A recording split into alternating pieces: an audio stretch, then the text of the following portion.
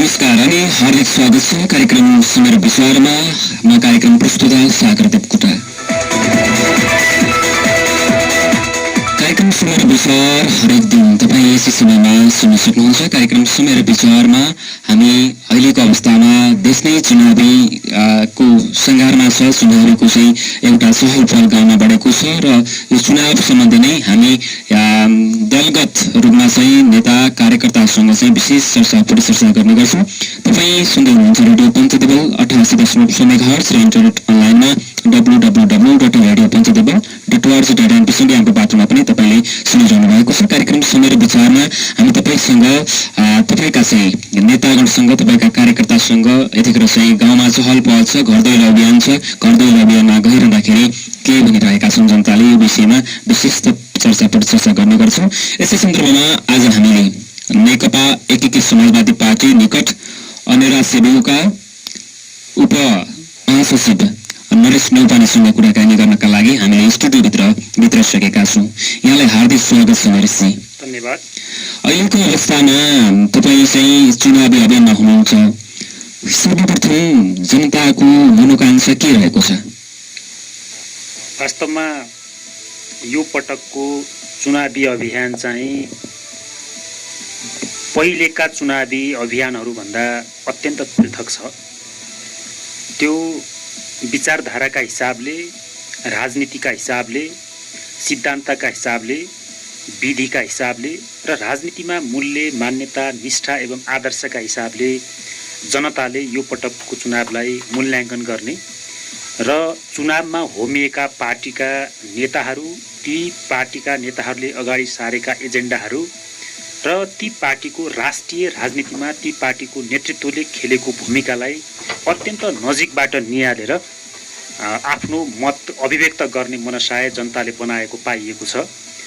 र हामी जहाँसम्म तपाईँले हामी चुनावी अभियानमा गाउँ गाउँमा गइरहँदाखेरि चुनावी अभियान चाहिँ कस्तो पाउनु भएको छ, जनताको मनोविज्ञान कस्तो छ भन्ने सन्दर्भमा यो पटकको चुनाव लोकतन्त्रलाई जिताउने कि हराउने, यो पटकको चुनाव विकास र समृद्धिको सही दृष्टिकोण भएको पक्षलाई जिताउने कि हराउने, यो पटकको चुनाव आजको जुन विद्यमान एउटा लोकतान्त्रिक गणतन्त्रात्मक राज्य व्यवस्था छ यो व्यवस्थालाई बचाउने कि यसलाई नष्ट गर्ने भन्ने एउटा दुईटा ध्रुवका बीचमा भइरहेको जनताले बुझिरहेका छन्। पहिले पहिले गाउँठाउँमा मिडियाको त्यस्तो चाहिँ विकास भइरहेको हुन्न थियो, सामाजिक सञ्जालको प्रयोग कम हुन्थ्यो, जनताहरू घटनाबाट कम अपडेट हुन्थे। तर यो पटक चाहिँ दूर दराजका जनता, हरेक ग्रामीण बस्तीका जनता अत्यन्त सचेत, मिडियाबाट नजिक, मुलुकको समग्र राजनीतिको चाहिँ सैद्धान्तिक, वैचारिक, त्यसको निष्ठा, मूल्य, आदर्श सबै कुराको एउटा भेउ पाएको, को ठिक को बेठिक र कसलाई जिताउँदा ठिक हुन्छ र कसलाई हराउँदा राम्रो हुन्छ भन्ने कुरा मतदाताले राम्ररी बुझेको अत्यन्त सचेत मतदाता चाहिँ गाउँघरमा, ग्रामीण बस्तीमा पनि विकास भइरहेको र यो पटक कसैले भ्रम, विभिन्न खालका प्रलोभन, विभिन्न चाहिँ स्वार्थ, विभिन्न चाहिँ व्यक्तिगत स्वार्थ यो कुनैमा पनि नलागिकन जनताले एउटा स्वतन्त्र रूपमा आफ्नो मत अभिव्यक्त गर्न पाउने खालको वातावरण सिर्जना भएको देखिन्छ। जस्तो तपाईँको एक किसिमले अहिले त विद्रोहमा हुनुहुन्छ, तपाईँको पार्टीलाई अथवा कम्युनिस्टलाई त तृतीयका बहुमतका साथमा जनताले म्यान्डेट दिएका हुन्, मत दिएर चाहिँ पठाएका हुन्। तर 3 वर्षमा त्यो चाहिँ म्यान्डेट जनताका माझमा त तपाईँले चाहिँ यो तपाईँको पार्टी त्यतिखेरको एमालेले गर्दाखेरि अहिले चाहिँ तपाईँ विद्रोहमा हुनुहुन्छ। खासमा यो विद्रोह गर्न जरुरी थियो? यो वास्तवमा आजका कयौँ चाहिँ घटनाक्रमहरूले, आजको मुलुकको राजनीतिक सिनेरियोले सम्भवतः तपाईँले सोधेको प्रश्नको जवाफ दिनहुँ दिइरहेको छ। र परिस्थिति यस्तो किन सिर्जना भयो नेपालको राजनीतिमा, हामीले आफूले त्याग, समर्पण, जीवनको एउटा उर्वर समयको बलिदानी चढाएको पार्टी नेकपा एमालेबाट हामी किन विद्रोह गरेर नेकपा एकीकृत समाजवादी पार्टी बनायौँ र त्यो पार्टीलाई विस्तार गर्नका लागि मुलुकभरि म जस्ता युवाहरू किन गाउँ गाउँमा, घर घरमा, टोल टोलमा यसरी हिँडिरहेका छौँ भन्ने कुराका सन्दर्भमा चाहिँ तत्कालीन एमाले भित्रको केपी शर्मा ओली नेतृत्वको जुन एउटा संस्थापन गुट थियो त्यो गुटले हामीले लडेर ल्याएको 10 वर्ष जनयुद्ध र त्यसपछि 62-63 सालको जनक्रान्ति, ऐतिहासिक जनवादी क्रान्तिले हासिल गरेका उपलब्धिहरू, लोकतन्त्र, समावेशिता, सङ्घीयता, धर्मनिरपेक्षता, समानुपातिक निर्वाचन प्रणाली र सामाजिक न्याय तथा समानतामा आधारित विकासका कयौँ एजेन्डाहरूमाथि उसले चाहिँ गिद्धे दृष्टि लगाउन खोज्यो। जस्तो म तपाईँलाई यसको अझ सपाट रूपमा यसको उत्तर दिँदाखेरि तपाईँको जनताबाट निर्वाचित संसदको घाँटी निमोट्ने काम तत्कालीन नेकपाको संयोगले नेतृत्वमा पुगेका केपी ओलीबाट भयो। त्यो भनेको जनताको बहुदलीय जनवाद, जसलाई एमालेले दुहाई दिने गरेको छ र त्यसलाई आफ्नो एउटा निकै ठुलो सम्पत्ति ठान्छ। त्यसका 14वटा विशेषता मध्येको पहिलो विशेषता भनेको संवैधानिक सर्वोच्चता हो। त्यो जबजको पहिलो बुँदा संवैधानिक सर्वोच्चताको समेत खिल्ली उडाउने गरी उसले संसदको विघटन गर्यो। यसरी उसले लोकतन्त्रको घाँटी निमोट्ने काम गर्यो। त्यसपछि सङ्घीयताको सन्दर्भमा सबै प्रदेशका चाहिँ मुख्यमन्त्रीहरूलाई काठमाडौँमा बोलाएर तत्कालीन प्रधानमन्त्री केपी शर्मा ओलीले यो सङ्घीयताको तिमीहरूले चाहिँ स्वायत्तता ठानेका होला, तिमीहरू एउटा चाहिँ कर्मचारी जस्ता हो, म मातहतका भन्ने खालको सन्देश दिने गरी उनले सङ्घीयतालाई प्रदेशलाई एउटा इकाइका रूपमा परिभाषित गरे र सङ्घीयताको पनि उनले कठाल लुस्ने काम गरे। त्यस्तै संविधानमा दस्तावेजकृत भइसकेको र नेपाली जनताको लामो त्यागबाट प्राप्त भएको जुन धर्मनिरपेक्षता हो, त्यो धर्मनिरपेक्षतालाई पनि उनले खिल्ली उडाउने काम कसरी गरे त भन्दा कोरोना कालमा 5-5 महिना बालुवाटारभित्र जबरजस्ती बसेर राम र सीताको मूर्ति कुद्न लगाए। कोरोना नसकिँदै काठमाडौँका झ्यालबाट मान्छे बाहिर हेर्थे, जनतामा हाहाकार थियो, एकले अर्कालाई हेर्न समेत पाउने परिस्थिति थिएन। त्यस्तो बेलामा कोरोनालाई जबरजस्ती उल्लङ्घन गरेर चितवनको ठोरीमा लगेर राम मन्दिर निर्माण गर्ने काम गर्यो र उनले विश्वलाई भने नेपाल धर्मनिरपेक्ष राष्ट्र होइन, नेपाल हिन्दू राष्ट्र हो। यसरी उनले धर्मनिरपेक्षताको खिलाफमा काम गरे। त्यस्तै समानतामूलक विकासको सन्दर्भमा संविधानमा स्पष्ट लेखिएको छ, नेपालको सबै क्षेत्र, भूभाग, वर्ण, जात, विभिन्न ठाउँमा समानतामा आधारित विकासलाई जोड दिइनेछ भनेको छ। केपी ओलीको निर्वाचन क्षेत्रमा बजेट उनले आफू प्रधानमन्त्री हुँदा जति छुट्याए त्यसको थोरै अंश पनि सुदूरपश्चिम र कर्णाली जस्ता ग्रामीण बस्तीहरूले पाएनन्, जबकि उनको निर्वाचन क्षेत्रमा एउटा निर्वाचन क्षेत्रमा बजेट खरबको खरब, अरबको अरब बजेट हुने, तर सुदूर र मध्यपश्चिम जस्ता कर्णाली जस्ता ग्रामीण चाहिँ प्रदेशहरूमा, भूभागहरूमा बजेट विनियोजन नहुने खालको चाहिँ विकासमा असमानता उनले पैदा गरे। त्यस्तै सामाजिक न्यायका र चाहिँ तपाईँको समावेशिताका कयौँ मुद्दाहरूमा केपी ओली र उनको मातहतका प्रदेश सरकारहरू चुके।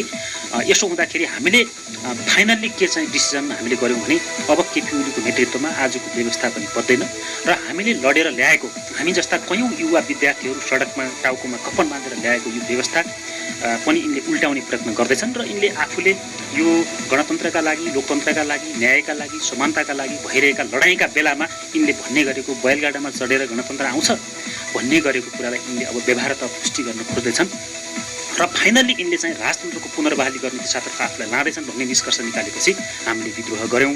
अब हामी नयाँ पार्टी, एउटा नयाँ कम्युनिस्ट पार्टी, एउटा नयाँ हाम्रो विचारलाई एउटा राजनीतिक रूपमा, साङ्गठनिक रूपमा, वैचारिक रूपमा तल तल राम्ररी व्यवस्थित गर्ने, हाम्रा कमिटीहरू निर्माण गर्ने, यसरी एउटा सुव्यवस्थित कम्युनिस्ट पार्टीको नेपालमा निर्माण गरेर विश्वलाई एउटा समाजवाद उन्मुख एउटा राम्रो कम्युनिस्ट पार्टी निर्माण गर्ने दिशामा हामी केन्द्रित छौँ। जस्तो अहिलेको अवस्थामा क्षेत्र नम्बर 2 असममा चाहिँ तपाईँ घर दैलो अभियानमा हुनुहुन्छ। घर दैलो अभियानको प्रदेश सभा क र खमा गइरहँदाखेरि जनताका मागहरू के पाउनु भएको छ त? हो, म काठमाडौँबाट अछाम आइसकेपछि वाम लोकतान्त्रिक गठबन्धनको पक्षमा अछामका जनता छन् कि छैनन्, अछामको जनमनोविज्ञान के छ भन्ने बारेमा म विभिन्न आमसभामा आफै उपस्थित भएर बुझ्दा मैले के पाएँ भने एउटा विकासप्रति प्रष्ट दृष्टिकोण भएको, मुलुकको चाहिँ व्यवस्थाको पक्षमा निरन्तर पैरवी गरिरहेको, त्यस्तै जस्तो यो गठबन्धनपछि बन्ने सरकारले एउटा 5 वर्षको एउटा लामो यात्रा तय गर्ने र मुलुकलाई अब यो 62-63 को एउटा महत्त्वपूर्ण जनक्रान्तिले जनयुद्धलाई जसरी चाहिँ शान्तिमा परिणत गर्यो, आजको शान्तिलाई विकाससँग जोड्ने र एउटा विकासको यात्रामा अगाडि बढ्ने जुन एउटा मनोविज्ञानका आधारमा जुन यो गठबन्धन बनेको छ, यो गठबन्धन सही छ। यो गठबन्धनका सबै उम्मेदवारहरूले चुनाव जित्नुपर्छ। अछामको हकमा पनि अछामको प्रतिनिधि सभाको प्रत्यक्षतर्फको उम्मेदवार पुष्पबहादुर शाहले चुनाव जित्नुपर्छ। प्रदेश कका उम्मेदवार अक्कल बहादुर रावलले चुनाव जित्नुपर्छ। प्रदेश खका उम्मेदवार मानबहादुर रावलले चुनाव जित्नुपर्छ। र यो गठबन्धन एउटा मूल्यमा, एउटा मान्यतामा, एउटा निष्ठामा, एउटा राजनीतिक, एउटा संस्कृतिमा, एउटा राम्रो संस्कृतिको सुरुवात भएको छ। नेपालको इतिहासमा यति राम्रो गठबन्धनको संस्कृति सुरुवात भएको छ। यसलाई जिताउनुपर्छ, यसलाई नै विकास निर्माणको जिम्मा दिनुपर्छ भन्ने खालको एउटा आम मनोविज्ञान मैले पाएँ। जस्तो नो नट अगेन भन्ने थालेका छन्, तपाईँको गाउँघरमा पनि नो नट अगेन भन्न थालेका छन्। त्यसो भएको हुँदा जस्तो प्रदेश सभा कलाई त्यही अहिलेको अवस्थामा कका उम्मेदवारलाई केही प्रभाव पर्ने देखिन्छ। यसका चुनौतीहरूको विषयमा तपाईँको धारणा के छ? यो गलत कुरा हो। यो किन गलत कुरा हो र आजको समयमा यो किन सम्भव छैन भने दलीय व्यवस्थामा दल जहाँ दलले बहुमत प्राप्त गरेपछि दलको नेताको नेतृत्वमा सरकार सञ्चालन हुने व्यवस्था छ, संवैधानिक रूपमा छ, कानुनी रूपमा छ र आम एउटा पङ्क्तिले स्वीकारिसकेको अवस्थामा दलभन्दा बाहिरबाट एकल व्यक्तिहरू, एकल 2-4 जना मान्छे स्वतन्त्र रूपमा आउने, कसैले त्यस्तो सोच बनाउने भन्ने कुरा ठिकै हो। तर आम रूपमा के हो भने यो असम्भव कुरा हो। तपाईँले जो हाम्रो प्रदेश कको सन्दर्भमा कुरा गर्नुभयो, सम्भवतः पहिलो कुरा तपाईँले प्रश्न सोध्नै हुँदैन थियो। किन सोध्न हुँदैन थियो भने यहाँ चाहिँ प्रतिगमनलाई परास्त गर्ने हो, विकासप्रति नेगेटिभ दृष्टिकोण भएका पार्टीलाई र ती पार्टीका उम्मेदवारलाई परास्त गर्ने हो। यो व्यवस्थाको विपक्षमा भएका व्यक्ति र तिनको पार्टीलाई परास्त गर्ने हो। यो व्यवस्था उल्ट्याएर राजतन्त्र फर्काउने, निरङ्कुशता लाद्ने र एउटा चाहिँ मैले अघि भनेका 5-7वटा कुरामा मैले जुन जोड दिएँ, संविधानमा दस्तावेजकृत गरिएका 5-7वटा महत्त्वपूर्ण उपलब्धिहरू, त्यस्ता असङ्ख्य उपलब्धिहरूमाथि जसले गिद्धे नजर लाउँछ र मुलुकलाई चाहिँ अस्थिरतातर्फ धकेल्छ, त्यस्तो पङ्क्ति, त्यस्तो पार्टी, त्यस्तो पार्टीका उम्मेदवारलाई हराउने हो। यहाँ प्रदेश 1 ख 1, 2 वा नेपालको अछाम अर्को कुनै जिल्ला 2-4वटा जिल्लाको कुरा मात्रै होइन। आम मतदाताले, आम नेपाली मतदाताले लोकतन्त्रको पक्षमा, न्यायको पक्षमा, यो व्यवस्थाको पक्षमा, विकास निर्माणको पक्षमा मतदान गर्नुपर्छ। त्यो मतदान गर्छन्। मैले गाउँ गाउँमा विभिन्न चाहिँ कार्यक्रमहरूमा जनतासँगका चाहिँ प्रत्यक्ष कुराकानीमा मैले पाएको पनि यही हो। र अछामको सन्दर्भमा चाहिँ यो नो नट अगेन भन्ने यहाँ त्यति आएको पनि छैन। एकाध केही मान्छेले चर्चाका लागि कुरा गरेका मात्रै हुन्, त्यसैले यो त्यति सम्भव कुरा होइन। तर माओवादीमा पनि एक किसिमको विद्रोह छ भन्ने सुनिन्छ। तपाईँ एकीकृत समाजवादीमा यो क्षेत्र नम्बर 2मा चाहिँ उम्मेदवार चाहिँ फेला पर्नु भएन, तपाईँको भागमा परेन। माओवादीको बिचमा पनि एउटा द्वन्द्व छ भन्ने सुनिन्छ, विशेष गरेर पञ्चदेवी बनाई नगरपालिकामा। तपाईँको धारणा के छ यो विषयमा? सबैभन्दा पहिले एउटा कुरा सबैले के स्वीकार्नुपर्छ भने यो देशमा गणतन्त्रका लागि, यो देशमा धर्मनिरपेक्षताका लागि, सङ्घीयताका लागि, समानुपातिक निर्वाचन प्रणालीका लागि, समावेशिताका लागि र सामाजिक न्यायका लागि यदि कुनै पार्टीका नेता कार्यकर्ताले जिन्दगीको बलिदानी दिन समेत तयार भएका छन् भने त्यो माओवादीका नेता कार्यकर्ताले हो। त्यसैले आज यसलाई आज संस्थागत गर्ने बेलामा, यसलाई आज मैले यी भनेका यी महत्त्वपूर्ण विषयहरूलाई आज चाहिँ व्यवहारमा कार्यान्वयन गर्नुपर्ने बेलामा, जनताका आधारभूत समस्यासँग जोडेर जनतालाई आत्मनिर्भर बनाउने र जनतालाई एउटा विकास निर्माणको मूलधारमा जोड्नुपर्ने बेलामा, अत्यन्त संवेदनशील समयमा माओवादीभित्र त्यस्तो खालको समस्या छ, यो नगरपालिकामा त्यस्तो खालको समस्या छ भन्ने कुरा म कल्पना पनि गर्दिनँ। र हामी एकीकृत समाजवादी पार्टीमा लागेका नेता कार्यकर्ताको कल्पना गर्दैनौँ भने माओवादीभित्रका नेता कुनै पनि कार्यकर्ताले त्यस्तो कल्पना गर्छन् भन्ने कुरा सोच्न पनि सकिन्न। यो असम्भव कुरा हो। जस्तो किनभने यसमा यदि धेरै कसैको रगत बगेको छ भने माओवादीको रगत बगेको छ, यदि धेरै कसैको चाहिँ जिन्दगीको चाहिँ कुर्बानी भएको छ भने माओवादीका नेता कार्यकर्ताको भएको छ। आज जेका लागि कुर्बानी गरिएको हो, जेका लागि बलिदानी गरिएको हो, त्यही व्यवस्था चाहिँ संस्थागत गर्ने बेलामा आफ्नै पार्टीबाट उठेका उम्मेदवार, आफ्नै पार्टीले पठाएको उम्मेदवारलाई अविश्वास गर्ने कुरा यो सोच्नै नसकिने कुरा हो। जस्तो अहिलेको अवस्थामा घर दैलो अभियानमा गइरहँदाखेरि संयुक्त रूपमा विकास एजेन्डा लिएर तपाईँ घर दैलो अभियानमा हुनुहुन्छ। खासमा गठबन्धनका विकास र निर्माणका योजनाहरू के छन् अहिलेको अवस्थामा? क्षेत्र नम्बर 2 को सन्दर्भमा गठबन्धनका साझा चाहिँ विकास निर्माणका एजेन्डाहरू भनेको अछामको क्षेत्र नम्बर 2 का जनतालाई उच्च प्राथमिकतामा राखेर यहाँको शिक्षालाई चाहिँ गुणस्तरीय बनाउने, निशुल्क बनाउने, स्वास्थ्य, खानेपानी, सडक जस्तो कृषि, पर्यटन, पूर्वाधार र रोजगारी सिर्जना गर्नतर्फ अत्याधिक केन्द्रीकृत हुने। हाम्रो एउटा ग्रामीण समाज छ, यहाँ विभिन्न किसिमको जातीय छुवाछुत, छाउपडी प्रथा, सामाजिक कुरीतिहरू र कुसंस्कारहरू छन्। तिनको अन्त्यका लागि एउटा मसिनो कार्ययोजना बनाएर एउटा अभियानकै रूपमा अगाडि बढाउने र तिनलाई अन्त्य गर्ने यस्ता कुरीतिहरूलाई मुख्यतः मङ्गलसैन जङ्गलघाट सडक निर्माणको कार्यलाई पूर्णता दिन एकदम उच्च पहलसहितको खबरदारी सिर्जना गर्ने, हरेक चाहिँ अछामका हरेक पालिकामा आधारभूत अस्पताल र प्राविधिक शिक्षा निर्माणका लागि आवश्यक बजेट व्यवस्था गर्न पहल गर्ने। अछामको एउटा ग्रामीण बस्तीमा यहाँ विभिन्न खालका चाहिँ रोगहरू, जोखिमपूर्ण रोगहरू लागेपछि यहाँ उपचार गर्न त्यति राम्रो अस्पताल छैन। अछामको जिल्ला अस्पतालको स्तर उन्नति गर्ने, विशेषज्ञ डाक्टर सहितको सेवाका लागि चाहिँ पहल कदमी गर्ने, HIV एड्स लगायतका दीर्घ तथा जटिल रोगको चाहिँ निवारणका लागि स्वास्थ्यका विज्ञसँग राय लिएर चाहिँ त्यसको समाधानका लागि एउटा कार्ययोजना बनाउने, दीर्घकालीन कार्ययोजना बनाउने। अछाम एउटा भाषा, संस्कृति, कला र साहित्यको क्षेत्रमा पनि अगाडि छ र यसको संरक्षण गर्नका लागि एउटा राम्रो चाहिँ एउटा यसको कसरी प्रवर्धन गर्न सकिन्छ भन्ने ढङ्गबाट एउटा चाहिँ विस्तृत एउटा कार्ययोजना बनाउने। मङ्गलसैन चित्रे सेती लोकमार्ग जोड्ने सडकको काम त्यो भइरहेकै अब त्यसको चाहिँ छिटो सुचारू गर्ने, जङ्गलघाट तथा बेनीघाटमा पुल निर्माणका साथै यो मध्य पहाडी राजमार्गलाई अझ व्यवस्थित बनाउनु पर्नेछ, त्यसका लागि पहल कदमी गर्ने लगायतका धेरै थुप्रै जस्तो कमल बजार विमानस्थलको कुरा होस्, जिल्लाका धार्मिक क्षेत्रमा पूर्वाधारको विकास गर्ने कुरा होस्, तपाईँको चाहिँ हाम्रा धार्मिक क्षेत्र बढीमालिका र पर्यटकीय क्षेत्र रामरसनलाई एउटा चाहिँ राष्ट्रिय निकुञ्ज बनाएर एउटा अभियानको रूपमा सञ्चालन गर्ने कुरा होस्, त्यस्तै तपाईँको चाहिँ माथिल्लो कर्णाली, बेतान कर्णाली र बुढिङ्गा जलविद्युत आयोजनामा अछामीलाई रोजगारी र अछामको हितमा हुने गरी काम कारबाही अगाडि बढाउने कुरा होस्, त्यस्तै तपाईँको चाहिँ जिल्लामा विभिन्न यो अहिले हामी एफएममा कुरा गरिरहेका छौँ, जिल्लामा विभिन्न चाहिँ सञ्चालित एफएम रेडियो पत्रकारिता र अनलाइन माध्यमको चाहिँ स्थायित्वका लागि के गर्न सकिन्छ त्यसतर्फ ध्यान दिने कुरा होस्, त्यस्तै चाहिँ तपाईँको मङ्गलसैन, कमलबजार, तुरुमहाट, ढकारी र पञ्चदेवल विनायक जस्ता क्षेत्रका चाहिँ सबै पालिकामा के समस्या छन्, जस्तो रोजगारीमा के छ, कृषिमा के छ, पशुपालनमा के छ, त्यहाँका जनताका अत्यावश्यक आवश्यकताहरू के हुन्, तिनबाट कसरी मुक्ति दिलाउने भन्ने खालको चाहिँ हामीले एउटा विस्तृत योजना बनाएर काम गर्ने गठबन्धनभित्र सल्लाह गरेका छौँ, छलफल गरेका छौँ। त्यसरी हामी अगाडि बढ्छौँ र फाइनल्ली हामीले जोड दिने विषय भनेको कृषि तथा पशुपालन हो, पूर्वाधारको विकास हो, युवा र खेलकुद हो र यी तीनटा कुराबाट मात्रै समाजको रूपान्तरण हुन्छ भन्ने गठबन्धनका नेताको, हामी सबै कार्यकर्ताको विश्वास छ। जस्तो पञ्चदेवल विनायक नगरपालिकाको पुलेतोलामा काइनेटिक जस्तो देखिने वस्तु पनि छ भनिरहेका छन्, हल्ला छ। उक्त खानीको अध्ययन अनुसन्धान र उत्खनन किन हुन नसकेको होला, यसप्रति तपाईँको आधिकारिक धारणा के छ? यो अत्यन्तै महत्त्वपूर्ण कुरा हो र यसमा हामी सबै संवेदनशील छौँ। लामो समयदेखि यसमा केही सामान्य ढङ्गले भए पनि खोज अनुसन्धान र अन्वेषण भइरहेकै छ, तर तपाईँले भने जस्तो त्यसको उत्खननका लागि चाहिँ निर्णायक पहल कदम हुन सकिरहेको छैन। म तपाईँलाई स्पष्ट पार्न चाहन्छु, जसरी तपाईँले अहिले मलाई सोध्नुभयो यसरी नै मैले यहाँको चाहिँ प्रत्यक्षतर्फका उम्मेदवार अक्कलबहादुर रावललाई सोधेको थिएँ।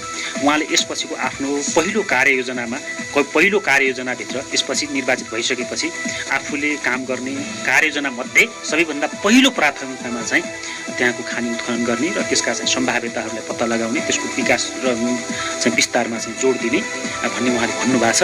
यो गठबन्धनका यहाँका प्रत्यक्षतर्फका उम्मेदवार पुष्पबहादुर शाहको पनि उच्च प्राथमिकतामा रहेको हामीले पाएका छौँ। उहाँहरूको प्राथमिकता छँदैछ। त्यसमाथि अब हाम्रो एकीकृत समाजवादी पार्टी, हामी पार्टी निर्माणको क्रममा पनि छौँ। पार्टी निर्माणका क्रममा हामी त्यहाँ जाँदा त्यहाँको सम्भाव्यता बारेमा पनि हामीले बुझेका छौँ। यस हिसाबले हाम्रा नेताहरू त्यहाँ जानुभएको छ।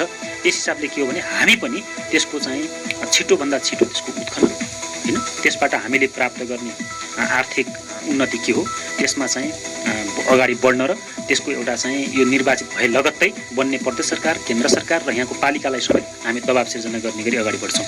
नेकपा एकीकृत समाजवादी पार्टी तपाईँले चाहिँ अहिले चाहिँ तपाईँ हुनुहुन्छ, विद्रोह गरेर जुन पार्टी निर्माण गर्नुभयो, गठन गर्नुभयो, अब अगाडि पनि बढ्नु भएको छ। चुनावपछि यो पार्टी र तपाईँको राजनीति कसरी अगाडि बढ्छ? यो जहाँ गयो त्यहीँ हामीलाई सोध्ने गरेको प्रश्नमध्ये एउटा हो। तपाईँहरूले आफूले दुःख गरेको, सङ्घर्ष गरेको, जीवनको चाहिँ उर्वर समय कुर्बानी चढाएको पार्टी छोडेर यति सानो पार्टीमा तपाईँहरू लाग्नु भएको छ। राजनीतिक भविष्य कतै तपाईँहरूको अन्यल त छैन? भनेर हाम्रा शुभचिन्तकहरूले, समर्थकहरूले, साथीभाइहरूले, हामीप्रति भरोसा राख्ने जनसमुदायहरूले हामीलाई सोध्ने गरेको पाइन्छ। म तपाईँलाई के भन्छु भने तत्कालीन नेकपा एमालेलाई दक्षिणपन्थी अवसरवादको भाषमा केपी ओली र उनको नेतृत्वका केही मान्छेहरूले डुबाउँदै लगेकाले नेपाली कम्युनिस्ट आन्दोलनलाई दक्षिणपन्थी अवसरवादको भाषबाट जोगाउन र त्यसमा डुब्न नदिनका लागि एउटा क्रान्तिकारी धारको निर्माण, रक्षा र विकास गर्नका लागि एकीकृत समाजवादी पार्टीको स्थापना भएको हो। त्यस्तै तपाईँ नेपालमा मार्क्सवाद लेनिनवादका मूलभूत सिद्धान्तहरू जस्तो चाहिँ तपाईँलाई भनौँ द्वन्द्वात्मक भौतिकवादी विश्व दृष्टिकोण, परिवर्तनकारी दृष्टिकोण, श्रमजीवी वर्गको पक्षपोषण गर्ने दृष्टिकोण, सार्वभौम सत्ताको दृष्टिकोण, सिद्धान्त र व्यवहारका बीचमा एकरूपताको दृष्टिकोणलाई व्यवहारमा कार्यान्वयन गर्नका निम्ति एकीकृत समाजवादी पार्टीको निर्माण भएको हो। त्यस्तै तपाईँलाई भनौँ जस्तो पार्टीको तर्फबाट सरकारको सञ्चालन गर्दाखेरि केपी ओलीले जनताको बहुदलीय जनवादले अगाडि सारेका आर्थिक, सामाजिक, तपाईँको चाहिँ सांस्कृतिक कार्यक्रमहरूको कार्यान्वयन गर्दै नेपाली समाजको आर्थिक, सामाजिक, सांस्कृतिक रूपान्तरण गर्ने कार्य नगरिकन दलाल पुँजीपतिहरूको सेवामा आफूलाई समर्पित गरेकाले यो पार्टीको चाहिँ हामीले विद्रोह गर्नु र यो पार्टीको जन्मनु पर्ने बाध्यता सिर्जना भएको हो। त्यस हिसाबले भन्ने हो भने हामी सैद्धान्तिक रूपमा, राजनैतिक रूपमा, साङ्गठनिक रूपमा, मूल्य, मान्यता, विधि र निष्ठा तथा आदर्शका रूपमा हामी सही बाटोमा छौँ। तपाईँलाई भनौँ 2006 सालमा कम्युनिस्ट पार्टीको स्थापना गर्दा 5 जना कार्यकर्ता त्यो पनि दिल्लीमा गएर स्थापना गरेका थिए। एउटा नेपालमा कम्युनिस्ट पार्टी स्थापना गर्ने वातावरण थिएन, राणा शासन थियो। त्यसपछि पञ्चायतले पनि कम्युनिस्ट पार्टीलाई अगाडि बढ्न दिएन। धेरै थोरै 5 जनाबाट सुरु भएको पार्टी आज त हामी हजारौँ लाखौँ मान्छे छौँ। पहिलोपटक फेस गरेको स्थानीय तहको चुनावमा हामीले आशातीत नतिजा हासिल गरेका छौँ। यो पटकको चुनावमा जति पनि हाम्रा सांसदहरू चुनाव लड्नु भएको छ सबै सांसदहरूले चाहिँ सबै उम्मेदवारहरूले चुनाव जित्ने निश्चित छ। हाम्रो कतै पनि पराजय हुने त्यस्तो देखिन्न। यो गठबन्धनमा पनि एउटा चाहिँ गहिरो विश्वास सिर्जना भएको छ। गठबन्धनका एउटा पार्टीले अर्को पार्टीलाई सहयोग गर्ने, अर्को पार्टीले अर्को पार्टीका विचार योजनामाथि छलफल गर्न तयार हुने, देशको चाहिँ विकास निर्माणका लागि चाहिँ एउटै टेबलमा बसेर छलफल गर्ने वातावरण सिर्जना भएको छ।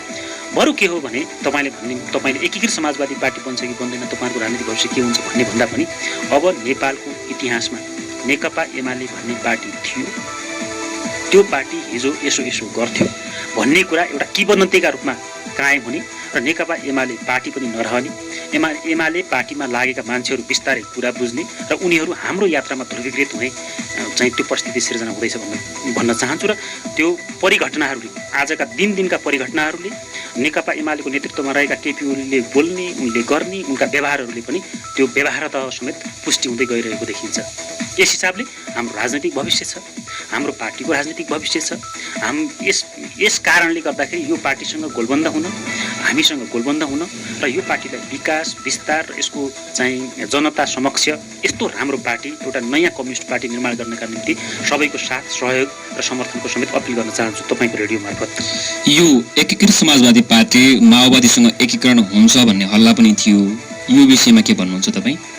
यो सबै कुरा समय, परिस्थिति र राजनीतिक घटनाक्रमहरूले निर्धारण गर्ने कुरा हो। तर धेरै के कुरामा निर्भर हुन्छ भने राजनीति, विचार, सिद्धान्त र निष्ठासँग राजनीतिको सामिप्यता हुन्छ। पार्टीहरू बिचमा हुने ध्रुवीकरण, पार्टीहरूका बिचमा हुने चाहिँ नि विद्रोह र चाहिँ के भन्छ विघटन सबै सिद्धान्तका आधारमा हुन्छ, विचारका आधारमा हुन्छ।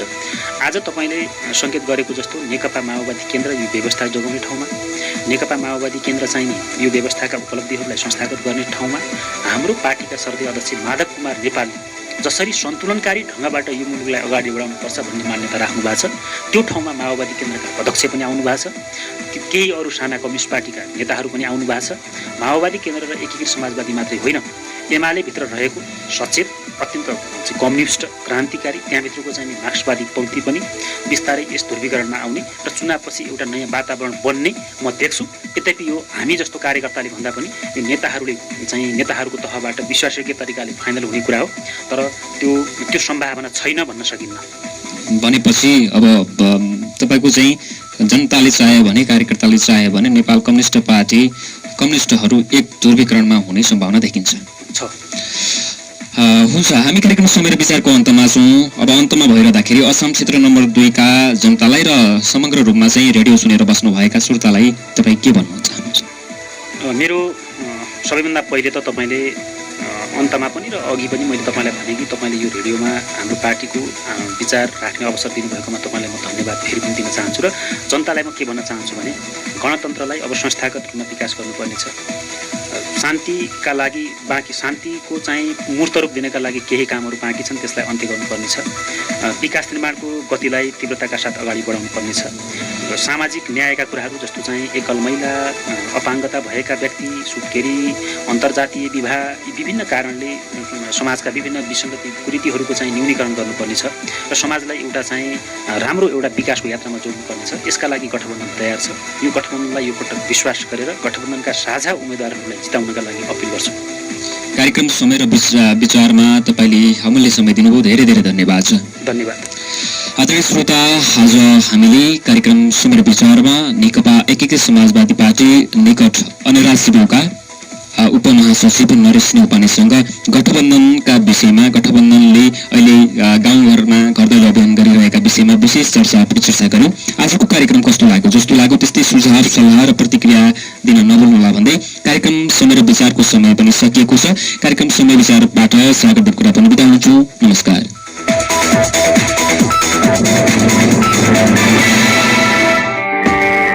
कर्णालीको वेगसँगै सत्यताको ध्वनि घर घरमा गुन्जाइरहन्छ। समावेशी स्वर खन्काई चेतनाको सन्देश पुर्याइरहन्छ। जहाँ गुन्जन्छ चेतनाको ध्वनि 88.6 मेगा।